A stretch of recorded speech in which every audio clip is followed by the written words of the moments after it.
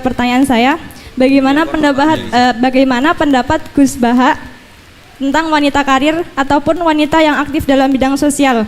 Terlebih wanita ini adalah seorang penghafal Al-Quran. Yang wanita karir ini bukan hanya dalam mengajar, tidak hanya bekerja dengan mengajar, tapi dia juga terjun dalam bidang bisnis dan juga suka melakukan inovasi-inovasi baru seperti mendirikan lembaga sosial dengan tujuan untuk menolong orang lain.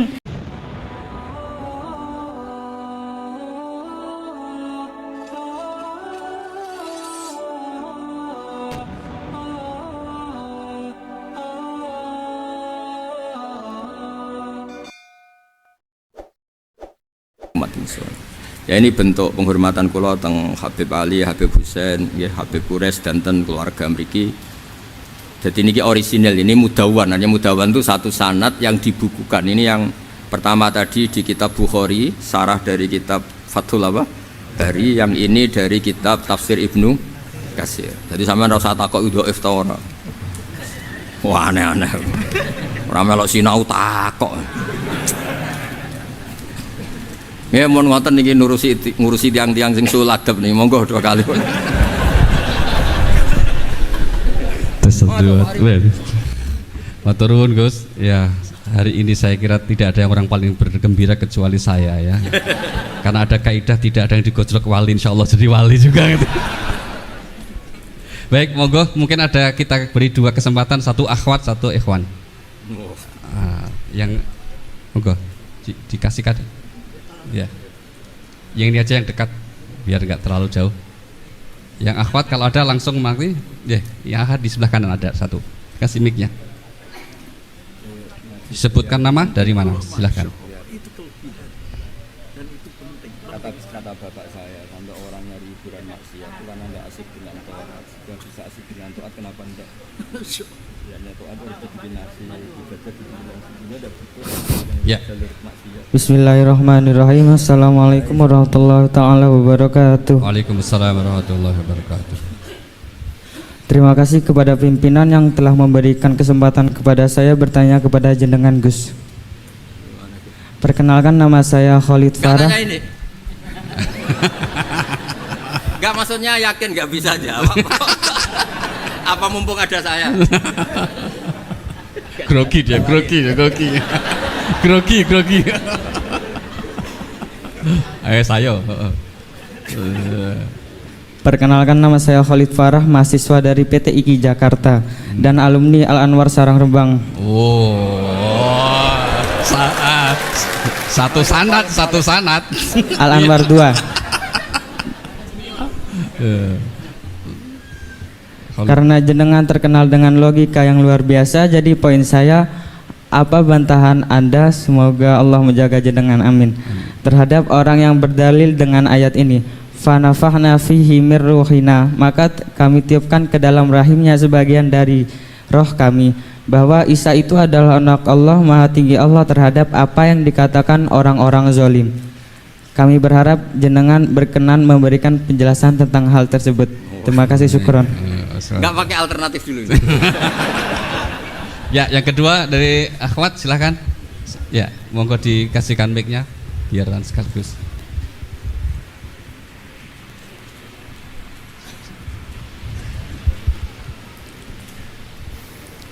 Bismillahirrahmanirrahim. Assalamualaikum warahmatullahi wabarakatuh. Waalaikumsalam warahmatullahi wabarakatuh. Gus, nama saya Indana Zulfa, saya dari Boyolali dan saya santri BK angkatan 31.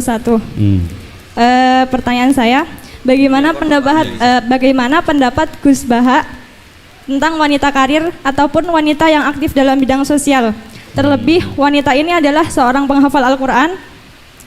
Maksud saya, yang wanita karir ini bukan hanya dalam mengajar, tidak hanya bekerja dengan mengajar, tapi dia juga terjun dalam bidang bisnis dan juga suka melakukan inovasi-inovasi baru seperti mendirikan lembaga sosial dengan tujuan untuk menolong orang lain. Dan dalam Islam sendiri, bagaimana aturannya atau batasan-batasannya? Terima kasih. Terima kasih. Monggo langsung. Provokator.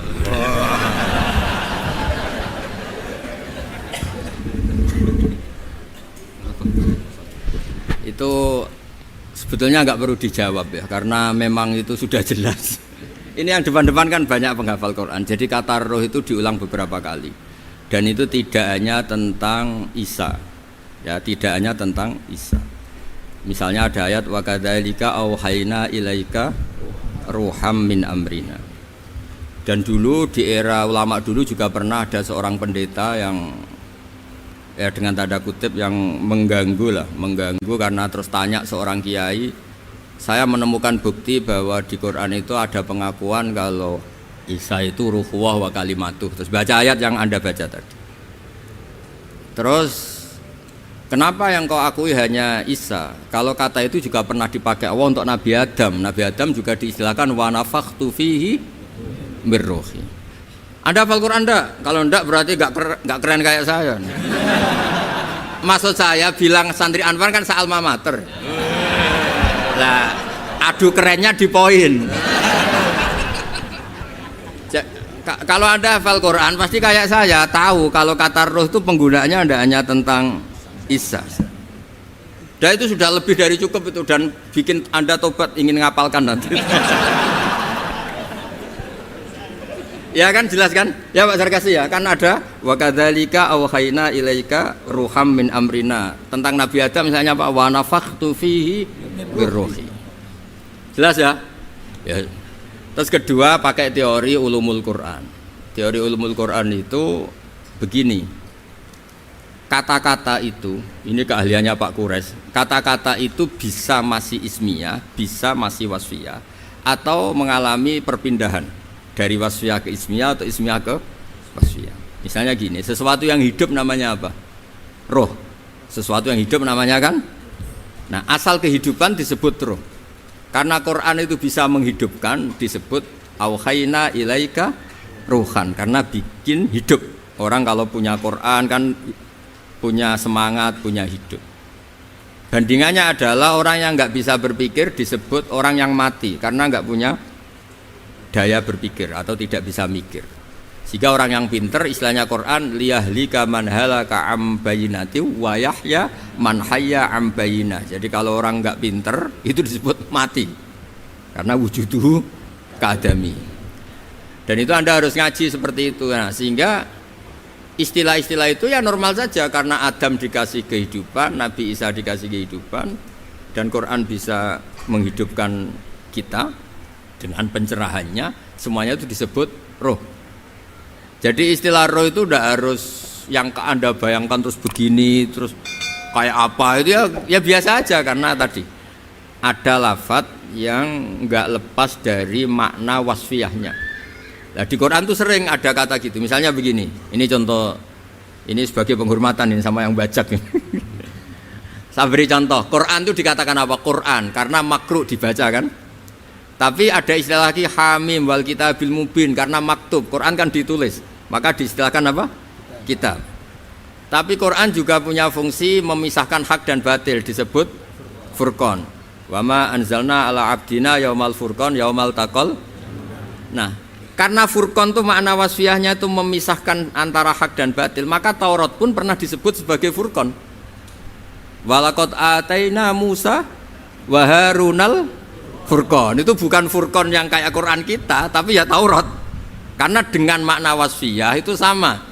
Taurat ya bisa misahkan hak dan batil, Quran juga misahkan hak dan berarti yang seperti ini itu pakai makna apa? Wasfiyah istilahnya. Makna asal usul. Malah kepinteran kok enak nerangno iki malah ribet. Dan yang dari Ukti, jenengan aja ya gimana? Provokator tenan iki. Kenapa Quran yang bisnis? Wanita karir. Hukum-hukum sosial seperti itu tidak usah dijawab secara umum. Nanti kalau tak jawab boleh, kebetulan terjadi kecelakaan saya yang disalahkan. Misalnya terus gak seneng suami, seneng orang lain kan ya repot gitu. Tapi kalau diharamkan juga tidak banyak yang benar-benar akibatnya itu positif karena orangnya juga positif. Nah di adat fikih Bali, di adat fikih itu hukum fikih yang produk-produknya itu bersifat sosial. Biasanya ulama itu pasti khilaf karena nggak ada kepastian semua.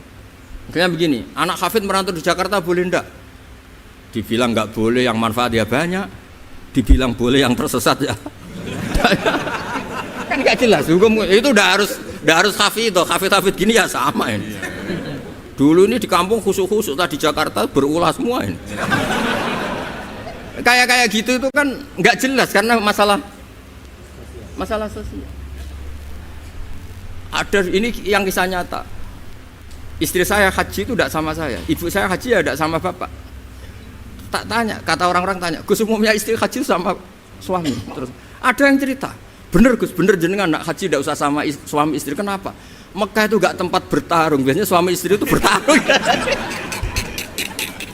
Mekah itu gak tempat konflik. Biasanya kalau suami istri itu kan tukang konflik. Saya punya teman keluarga keraton itu haji sama istrinya, Prof. Kebetulan ada istri baik, bikinkan teh pagi-pagi, bikinkan teh suaminya. Istri itu loh baik, suaminya dibikinkan teh. Jawabnya istrinya yang satu, gimana? Mau tukeran? Padahal muji aja jadi perkara itu. Lah kalau ini yang cerita guyonan, tapi fakta. Habis tawaf suaminya nangis. Kenapa Pak nangis? Orang sebanyak itu kok cantik semua, kecuali kamu. Karena lihat orang Pakistan, Turki, Uzbek gitu. Gantian istrinya tawaf, habis itu nangis. Kenapa kau nangis? Semuanya ganteng kecuali kamu. Artinya gini, kalau haji sama suami istri akibatnya begini, masa kamu masih bilang sunat gitu? Jadi di bab sosial tuh gak jelas apa? Pernah ada cerita Sayyidah Khadijah, perempuan saudagar, perempuan kaya, sukses. Bahkan ada cerita perempuan yang luar biasa, suaminya tuh gak bener sama sekali. Asia punya suami gak bener, dia tetap jadi orang baik. Ada yang suaminya orang baik, tetap dia gak karu-karuan, istrinya Nabi Nuh. Itu bukti kalau masalah sosial itu tidak usah dibakukan. Nah, jadi kalau ditanya orang, Gus saya ini perempuan cantik, saya anaknya orang gak punya, saya harus kerja di mana? Saya mesti fatwanya tunggal. Kalau bisa di pabrik atau tempat terbuka, karena pantangannya perempuan itu layak keluar narojulun bimroatin. Kalau kamu cantik, usahakan jangan pembantu rumah tangga. Pokoknya usahakan yang di tempat terbuka, karena itu panduannya Islam. Kalau kita punya anak cantik, nyun sewu, kendaraan umum kayak bis tentu lebih aman timbang yang privat. Itu kalau boleh memilih, ini kan cerita fikih. Tapi kalau pakai individu kan tidak ada yang bisa jamin semua kan. Jadi fikih-fikih sosial itu biasanya ulama tidak punya baku ya. Pokoknya saya jawab saya, ya kalau mau orang baik dan punya akibat baik ya baik. Kalau orang baik ya karena bisa apa kita di depan hukum sosial. Karena ya itu tadi kita punya contoh Fir'aun itu kayak apa? Beduanya Fir'aun kayak apa? Punya istri legendaris namanya siapa? Asia. Nabi Nuh kayak apa? Punya istri seperti itu. Jadi misteri kan enggak? Artinya kalau kamu mendewa-dewakan kalau suaminya baik pasti ya enggak juga, lingkungannya baik, lingkungannya Fir'aun kurang apanya? Kurang kelirunya. Sekeliru-kelirunya tapi tetap. Nah terus yang terakhir ini saya saran, kamu ngadepi zaman modern itu harus baca Quran. Quran itu diantara yang dipaparkan mimbaini farsi wadamil labanan kholison saigol lisyaribin. Jadi Allah itu bisa mengelola sapi itu kan makanannya rumput. Di tubuh sapi itu ada darah, ada kotoran, tapi sapi bisa melahirkan susu. Itu kata ulama-ulama, apapun rusaknya zaman sebetulnya gesekan-gesekan di alam nyata ini ada kotoran, ada darah. Kalau kamu orang baik pasti tetap jadi labanan kholison. Tidak usah putus asa. Apapun zaman ini kita harus tetap jadi labanan kholison. Padahal mimbaini farthiw wadamin antara itu bukti bahwa kita tidak boleh putus asa. Sekarang zaman tidak kayak dulu, tidak kayak zaman Wali Songo. Zaman sekarang pun masih ada begi, masih ada Ustadz Su'ulada. Wong yang buka pertanyaan dia kok yang suruh jawab saya. Itu pakai fikih apa enggak bisa itu enggak bisa. Itu bisanya benar kalau saya ampuni, kalau enggak. Tapi karena saya ini kiai baik kan nurut sama Allah wal afina. Ya, wassalamualaikum warahmatullahi wabarakatuh. Baik, terima kasih sekalian dan